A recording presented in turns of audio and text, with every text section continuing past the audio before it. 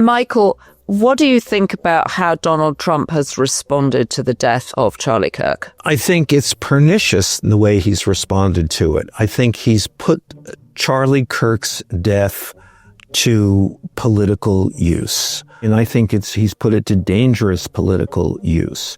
I mean, without knowing the facts, this is before we had a suspect in the killing of Charlie Kirk.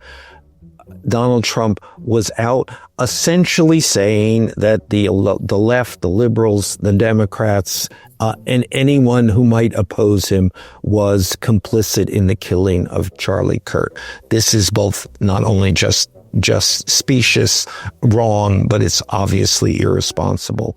And I can't help feeling that perhaps part of the issue is that he can't talk about it. He can't come to grips with this, that maybe in his mind, inside Trump's head, it's too associated, and how could it not be with with his own assassination attempt? So I think in some way he is running from this death instead of trying to do what a leader ought to be doing at this point, and expressing grief and empathy here. So, Michael Wolff, what a terrible week for us not to both be in New York together. But first of all, where the hell are you? Well, I am not in Scotland, but I am very near Scotland. What does that mean? You mean you're in England? I know. I'm in. You say you don't know where you are. I'm actually. I don't exactly know. I am. I was in London. I am in London for the next week, and we've taken a weekend excursion to a friend's house, not in Scotland, but close to Scotland. I would like in County Durham. In County Durham. Well said. There was a very funny moment in my day yesterday when you called me, and there was a lot of background noise, and you were like, "I'm at King's Cross Station," as if it was some sort of otherworldly place, when in fact it's actually rather a fabulous station, which I know well because I often take the train from London to up to the north of England, where you are now. You would, and where you are from. Where I am from. So I am where you once were. Almost. I was a little further down from County Durham in Yorkshire. But anyway, I'm sorry that we're not together in the studio, but I'm relieved to talk to you. And I'm very curious to get your take on what has really been a remarkable week in America. No, well, it is. And this is a major event, a terrible event occurred. And now we're dealing with the aftermath of this. And the thing about political, a killing of a major political figure or an emerging major political figure is that it does become a political event. Now, curiously, and it's somewhat hard to understand, one of the things that's coming out of the White House and out of the MAGA people is a determination not to let anyone talk about this as a political event. And I'm still not sure exactly what the meaning of that is. So the response is you have to express enormous solidarity with the family, grief, which everyone is basically doing. There's not anyone who is saying obviously that this is a good thing that happened. This is a bad thing that happened, but it is also a thing that is now central in this moment of political time.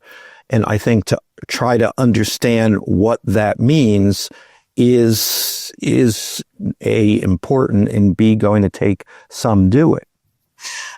And of course, Charlie Kirk was a political figure, but it doesn't seem like this was a wildly political act. It seems like an act of a young, disconnected young man.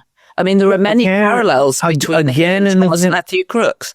No, and to school shooters everywhere.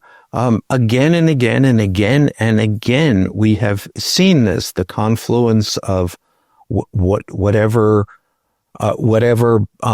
deep emotional issues have gone wrong for someone, and access to firearms. Right, access to powerful firearms. So what are you actually hearing from people within the White House about how they deal with this going forward? I think they don't know, and they are now responding to this thing. And I think that they're, I was picking up in the conversations I had some reluctance from people around the president, but now as he has embraced this, that it becomes the thing that they too have to embrace, which is that Charlie Kirk and the death of Charlie Kirk is now the weapon to be used against enemies, all perceived political enemies. And obviously that's incredibly scary, incredibly frightening, and incredibly wrong. There was a strange moment yesterday, which you may have missed just because of time difference and things, where Donald Trump is asked by a reporter how he's doing, because really this has obviously been a terrible week for him for all sorts of other reasons, which we'll come to in a moment. But he says, how are you doing, with the death of Charlie Kirk? And Trump says, well, I'm actually doing fine. Over there are the trucks they've pulled up. They're here to do the ballroom. I'm very excited about the ballroom. There hasn't been a ballroom in the White House, and we're now building one, as if he'd already moved on. And he was spotted at the Yankees game. Well, he was spotted. He made a big thing of being at the Yankees game, where he was sort of dancing away. And it just felt like he'd immediately moved on. It was very strange behavior. Well, I think it's also very hard for Trump. And matter of fact, I can't think of an instance, possibly briefly after his own assassination, the Butler assassination attempt on him, but he doesn't talk about personal feelings. He never talks about personal feelings. Everything is exterior for Donald Trump. And that's, I think, part of what's happened here is, Charlie Kirk and a lot of the people in the White House knew Charlie Kirk. A lot of people in the MAGA thing. I've met Charlie Kirk a couple of times. Seemed like actually a very personable guy. And I think they knew him. They had strong personal feelings about him. And I think that's very hard to process. And what it has now come for Trump, and I think Trump also knew him, liked him, felt a rapport for him, in that this is now, but because Trump can't express this has become this other thing. It's vengeance for Charlie Kirk. It's the left or the liberals who killed Charlie Kirk. And our commitment now is to going after them. So, once more, it's this weird moment in which everybody seems to be having a great deal of trouble processing this on a normal human level. This is a terrible thing that has happened. It happened because of a disturbed kid with a firearm. And it really has, I think we can argue, very little meaning beyond that. And it is only now that with this reaction, and the MAGA reaction, and the White House's reaction, and Trump's reaction, turning into something else. Well, and the reaction obviously has been that there was clearly a rush to judgment, the assumption that this was done by someone on the left. The grandmother of the boy who is the alleged killer came out and said they didn't even know any Democrats. This was a MAGA family. They were all supportive of Donald Trump, which also adds to their confusion, I'm sure, into how to respond to it. Total. Well, I mean, the response began before we even knew, and that's another issue here of that inability to wait to see what happened here. What are the facts here? Then complicated by the whole FBI's response in this, in which they became a laughingstock. I mean, so it's no surprise that Kash Patel and what's his name? Dan Bongino, his number two. Yes. I mean, these two guys who have no business being anywhere near a leadership role in the FBI screwed the whole thing up, a cock up of enormous proportions. So it becomes necessary somehow to cover that up, or at least somehow distract from the fact that that once again the Trump administration is beset by incompetence. Well, let me just ask you something though, because they did get the guy. Was it a cock-up of enormous proportions? I mean, 30 hours later after the assassination, the guy is in custody. Well, because his family called up and said, you better come and get this guy. So that turns out to have almost nothing to do with the FBI. And what the FBI did was muddle the whole thing, set up a situation which immediately fed all kinds of conspiracy theories, violated all protocols in terms of when this was announced, making announcements, everybody rushing onto social media, for their own individual purposes instead of following procedures. And this includes not only Kash Patel, but also Donald Trump. Again,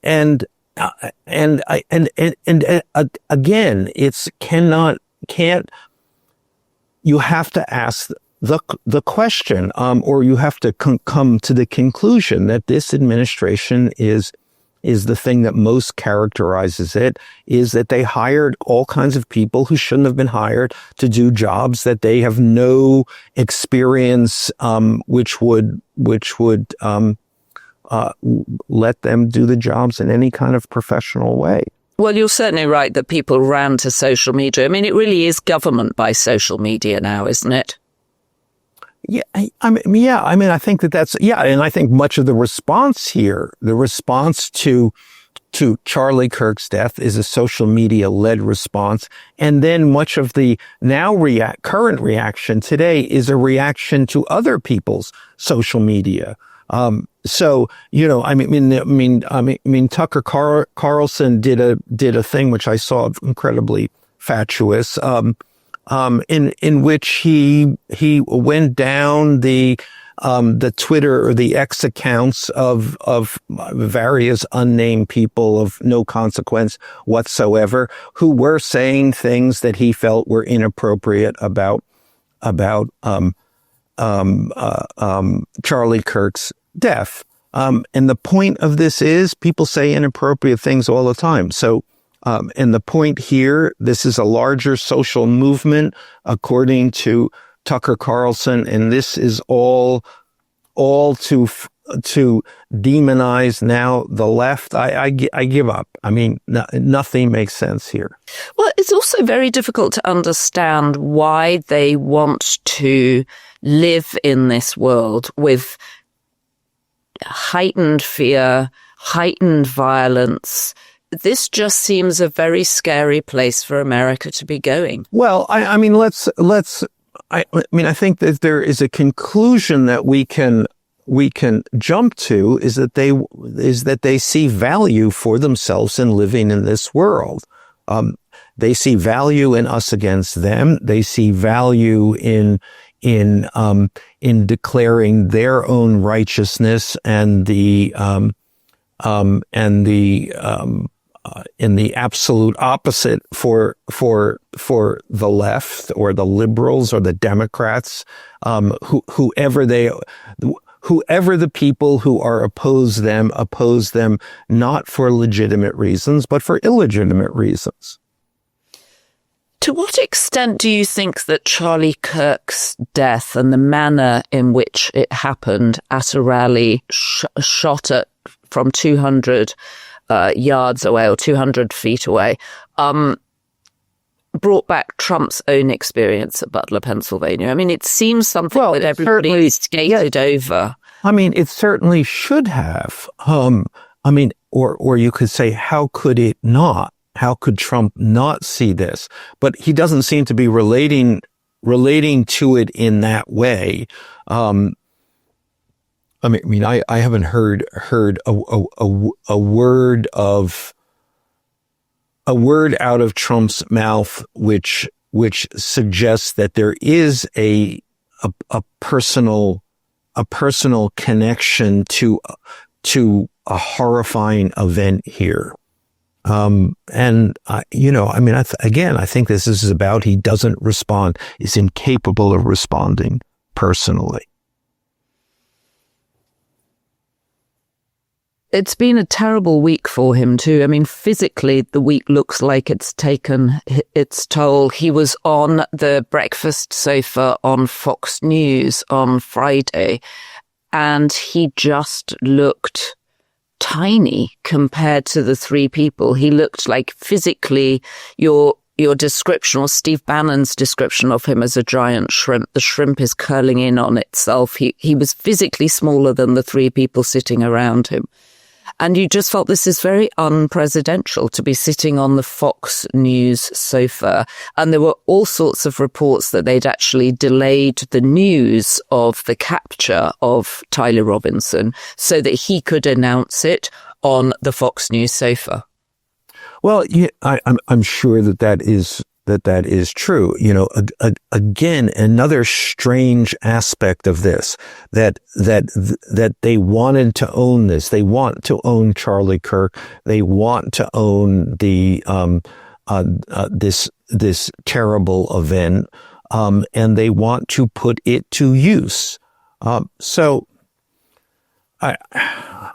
I mean, it's horrifying, and I hope actually it passes, that having caught this young guy, everybody realizes this is vastly more complicated. This is not in the end a political act. But then, having said that, the other thing is that Trump comes to that couch, and Trump comes to suddenly wanting to make this announcement and being the hero of this event because things have been going so poorly for him. I mean, we have the Russians, the Russians, the intensity of the Russian attack on Ukraine has actually become significantly greater than before Trump got involved and basically said he was going to solve the problem. I'm going to Alaska. I'm going to take care of this. Well, clearly he's not only not taking care of it, but probably made it significantly worse. Then we have the Russian incursion into Poland. I mean, this is a serious thing. I mean, and it's a serious test of NATO, which Trump has pretty systematically tried to undermine. Plus, we have inflation numbers that are more than worrisome, and which match what virtually everyone said would be the effect of the Trump tariffs. So again, this is all a level of incompetence. They can't do anything right. And let's not forget RFK Jr. in the middle of this, appearing before Congress, with almost everybody except the most extreme MAGA faction lined up to say, hey, wait a minute. Could this really be? Are we really doing this to the American healthcare system? And I got a feeling that Trump himself, and this is what I understand, is pretty squeamish about this. He keeps asking people about RFK Jr. And, he asks him, well, how do you think he's doing? And then he says, but he's a Kennedy. So that's interesting. So you sense that there could be a bit of division between the two of them, that he's hearing from people. I do. I think there is a division between RFK Jr. and almost everybody, and even Trump. Trump is a kind of an on many levels, Trump is actually a normal person. I mean, he goes to the doctor. He's concerned about these things. He's concerned about his own health. He's concerned about his family's health. And he is, as well as everyone else, asking the question, what is RFK doing? Does he know what he's doing? Now, for Trump, it's like, well, he's a Kennedy, so he can't be all bad. Again and again, we see these things. He's chosen these people. He's put these people in place who should not be there. And now, chickens come home to roost. So do you think there is anyone around him holding the line for America's science community and healthcare? Who would be whispering in his ear about RFK? I think what will happen in this situation is that people will not say anything. No one is going to be put themselves in the position of contradicting Trump until he wants to be contradicted, until he wants someone to say, I think RFK is a catastrophe, let's fire him. That's not going to come from anybody else but from Trump. But what will happen is people will say nothing. And so I think that's what's going on in the White House. Nobody is saying that RFK is a genius. No one is saying that. And that silence, does he hear that silence? No, not necessarily until he wants to hear it. Until he wants to hear it. Right. And what are the sort of saner people, if one can put it like that, in the cabinet? How are they feeling about things at the moment? Because if you're Scott Bessent, you're seeing that the economy isn't where they promised it would be. Marco Rubio must be looking at what's going on with Russia and thinking, well, this isn't what I expected as Secretary of State. Or do you think they've just completely rolled over? Well, they have two lives, parallel lives. There's the life of what they really think, and there's the life in which they interact with Donald Trump. And in many instances, there's no crossover there. I mean, in order to survive in this job as working for Donald Trump, then you have to say what Donald Trump wants you to say. There's no other alternative. That's it. Meanwhile, none of these people are necessarily stupid. Some of them are stupid. But Scott Bessent isn't stupid. I wouldn't put him necessarily at the top of the class, but he's not stupid and knows that at some point this is the economy is going to be, he's going to have to own that. So that's going to be scary for him. Marco Rubio, likewise. I mean, Marco Rubio actually is not stupid and has had a long experience and long involvement in international matters, has had a well-documented point of view, which he is now contradicting in almost every aspect. And he knows that he is going to be held ultimately, somebody, if not Donald Trump, then history is going to hold him to account here. So, I think in every instance, they just wait and hope that circumstances will break in a way that Trump will be open to a different approach. But circumstances may not break, and it may well be too late.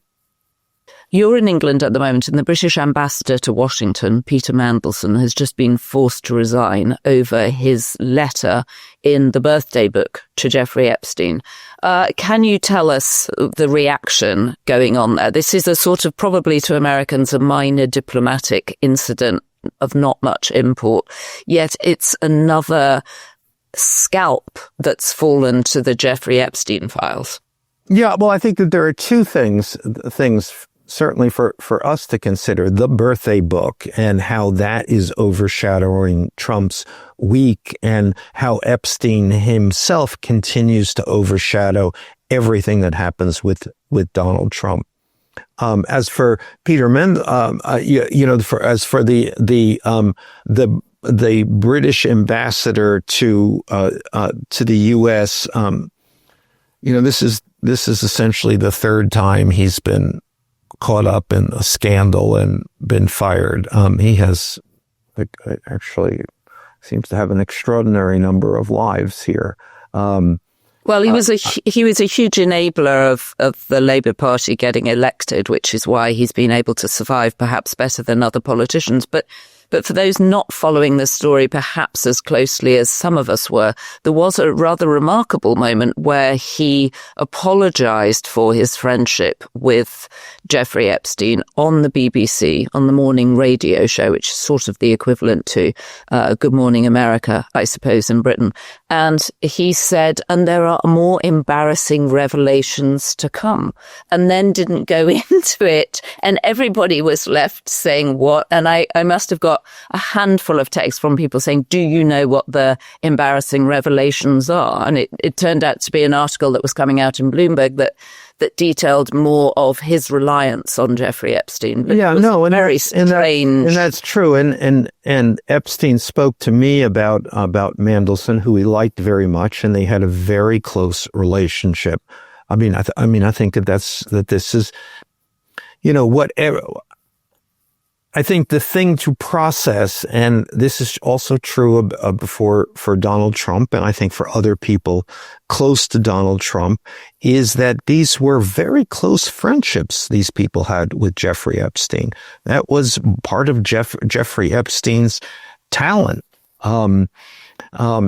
He made friends with many people, and he was a good friend to them, supporting them in all kinds of ways, in the ways of a friend, of being available, of being on the phone, of telling them what doctors to go to, of helping to get their children into school, of just being available. Well, it's not, that makes it sound like he was a manipulator, which I'm sure he also was, but he was also a genuine friend. He was there. He would talk to you when you wanted to talk.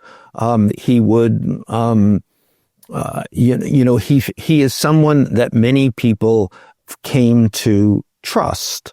And I think that was true about Donald Trump, and it was true about Peter Mandelson, very much true. And also, Jeffrey Epstein helped Peter Mandelson over some difficult personal situations that he had. And so all of these guys now are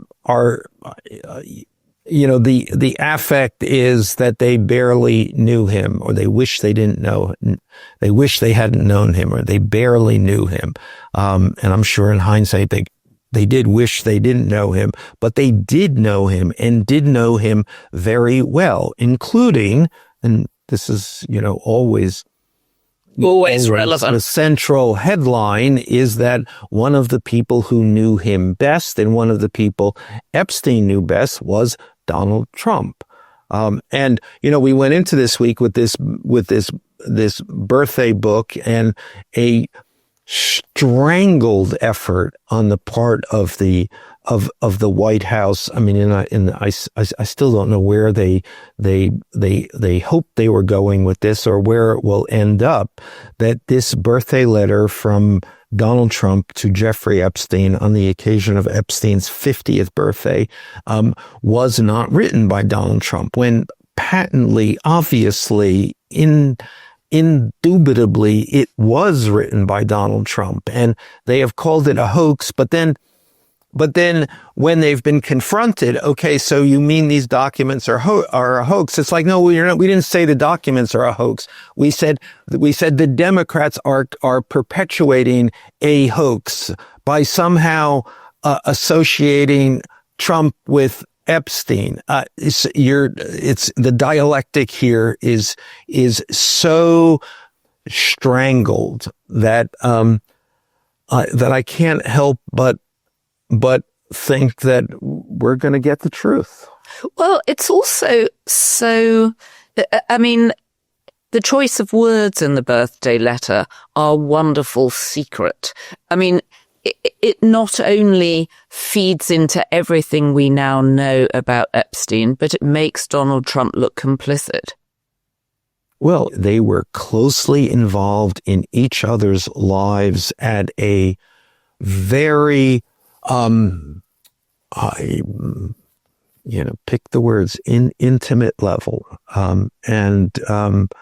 And that's what Donald Trump is running from, running to the extent that almost everything that he does certainly can be read as a effort to distract from this.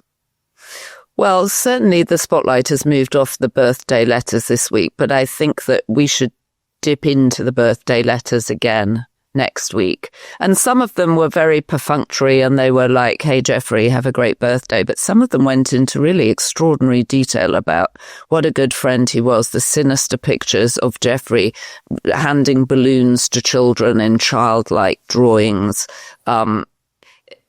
It's a very disturbing book, and it's a creepy book. Well, yes, but it is also a telling book, and the tell is about Jeffrey Epstein lived a sex life, a sybarite's life, a life as far from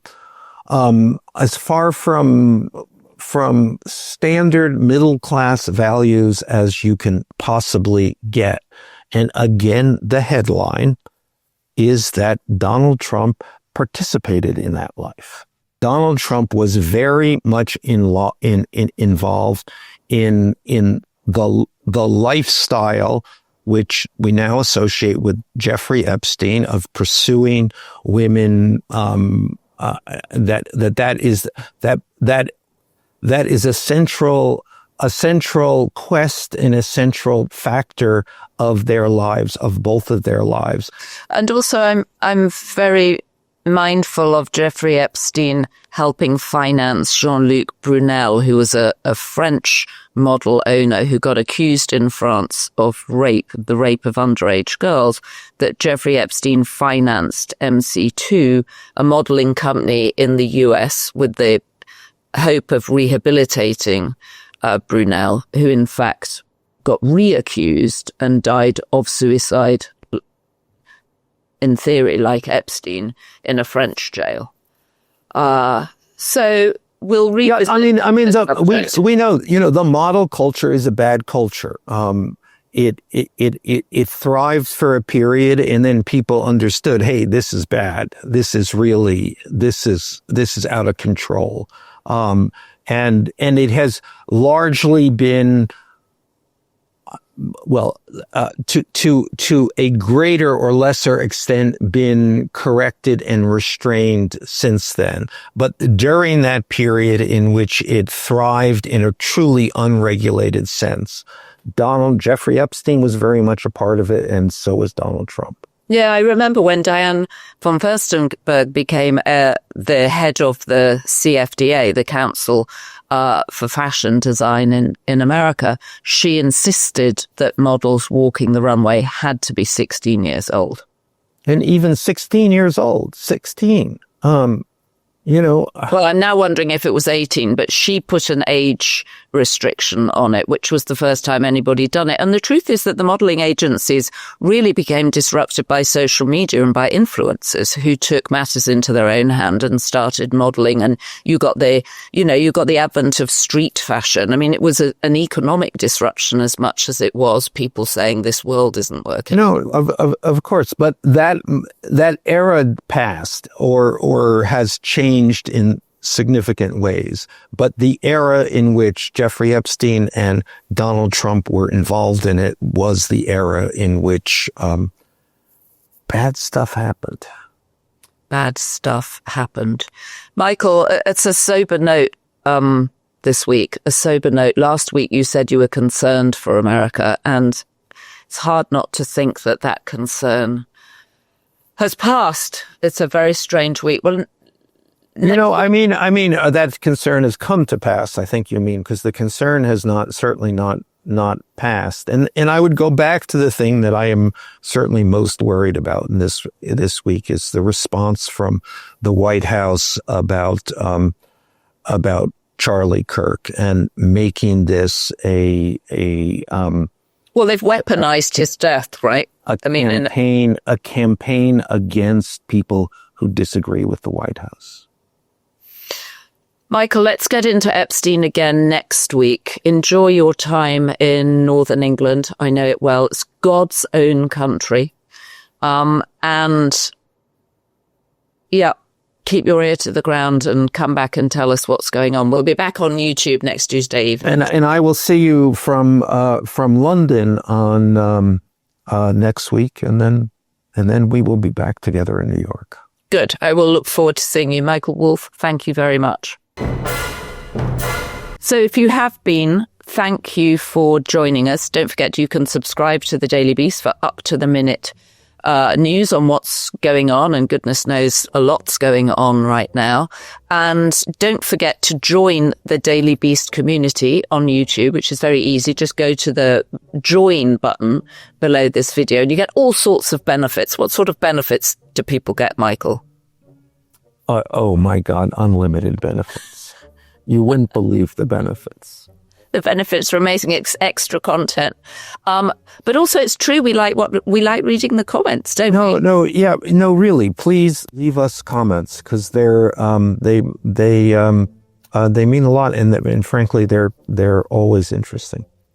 They're always interesting. And many of you have suggested very good guests for us to get. A lot of you have suggested we get Mary Trump, which we are trying to do, actually. So, Mary, if you're watching this, we would love to talk to you. So thank you. Don't forget, as our First Lady, who came out of hiding this week, would have us be beast. And thank you to our production team, Devon Rogerino, Anna von Ursen, and our editor, Josie Millward.